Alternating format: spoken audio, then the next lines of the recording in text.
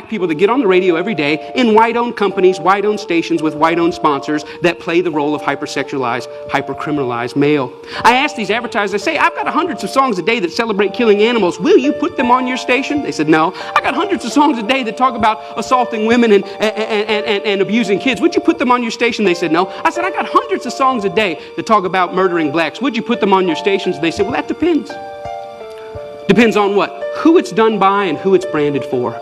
Because if we can get black folks to sing about it, we can brand it for our youngest black audiences, I think there's money to be made. I think there's American appetites to see these people that way.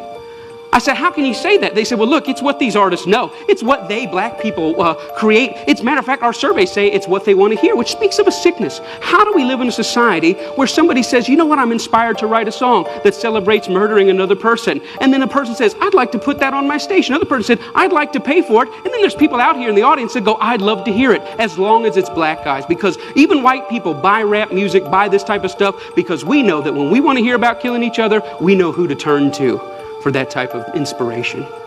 We call it our music. We say we own it. White people buy more rap than black people. Yeah, but we're very careful to turn it down at the stoplight when other black people are there. Why? Because we know we're just pretending. For them, it's more authentic and real.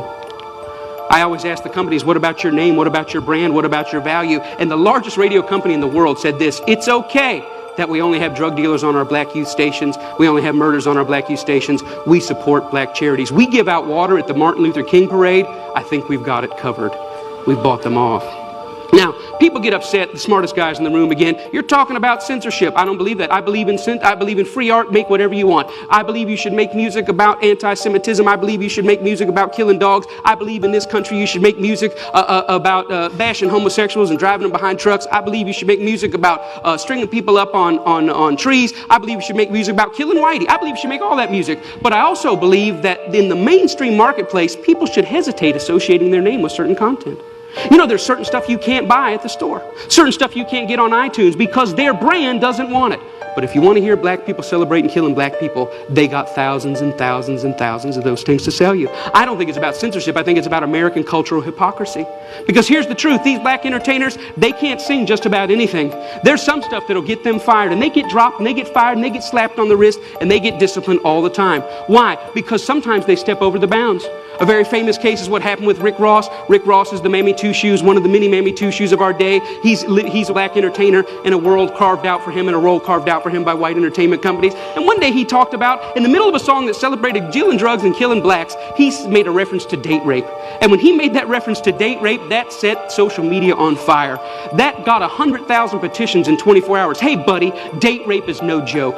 That had white people standing outside of Reebok in New York saying, you better take this seriously. We're tired of a rape culture in America. One line in one song moved the masses. And you know what Reebok did? Did they stand by him and say, hey, we believe in freedom of speech. We believe in freedom of expression. It's just a song. Calm down. No, they fired his tail on the spot. The president came out and said, this goes against our high standards. He's gone against the values of our brand. Shame on Rick Ross. We're disappointed. He doesn't know how serious date rape is. And when I saw that, I thought, wow, how convenient. Isn't that amazing? But here's what really happened. It's not their brand, it's not their values. Rick Ross went off script. He was hired to get black customers, and they think that black customers go with black bait. And in America, black bait is the hyper-criminalized, hyper-sexualized portrayal of black people. And as long as he had sung about that, the stuff that got him hired, he still have a job at Reebok. But when he touched other sensitivities that affect us, he lost his job. See, the truth is, it's not they that need to change. It's we that need to change. We created the lies. We created them for our profit. We own the companies. We own the record labels. We own the advertisers, and we keep putting it out. And it's this that's got to change. I thought about it. You know what? I wonder if White Mike could get anybody's attention on this. So I stood outside of a Walmart, and I said, hey, I don't think killing cops and killing blacks is very cool. And you know what? It only took 7 weeks of Mike standing out there, and they wrote a letter and said, yeah, we don't think it's cool either. We're going to pull our name off of that. The largest retailer in the world had never considered that maybe their commercial shouldn't be right before or after a song about young black men being gunned down.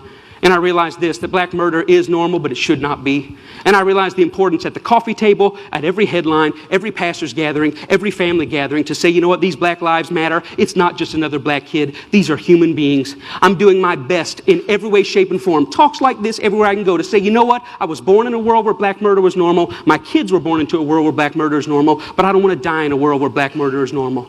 Am I 5 years or 10 years away? I don't know, but I'm screaming as high as I can. Let's feel this pain and let's lift our voice to tell the lies. They are not criminals, they are not deviants, and their lives are just as important as ours.